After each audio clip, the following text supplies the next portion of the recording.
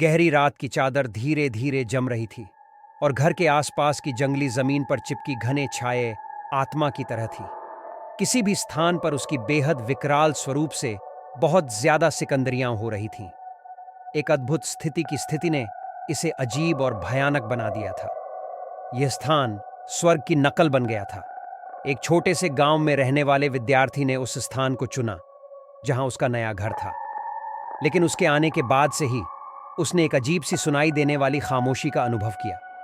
वह अकेला होता था, लेकिन उसे लगता था कि वह कभी अकेला नहीं होता। उसकी आत्मा की तरह जंगली प्राकृतिक तत्व भी उसके साथ कभी कहीं न कहीं मौजूद थे। रात के अंधेरे में जब वह अपने बिस्तर पर लेटा हुआ था, उसने वहां से आवाज सुनी, अजीब और अनजान।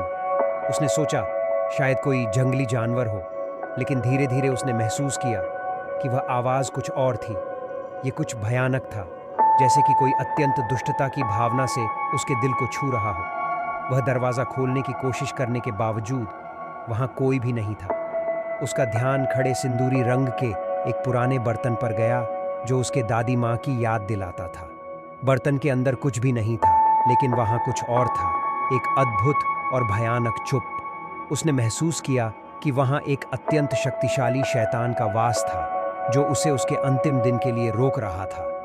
वह चिल्लाता था, लेकिन उसकी आवाज उसके होंठों के बाहर नहीं आ रही थी।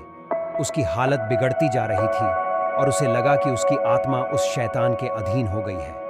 उसने अंतिम सांस ली जब चुप्पी का दरवाजा खुला और उसके सामने एक आत्मा की तरह एक अद्भुत और भयानक रूप खड़ा था। वह चिल्लाई, लेकिन उसकी आवाज केवल शोर के रूप में उसके ध्वनि के साथ लाभ मिली। उसकी आत्मा ने उसके साथ उस भयानक स्थान की शांति का आत्मसात किया और उसकी आत्मा भय की आंखों में खो गई।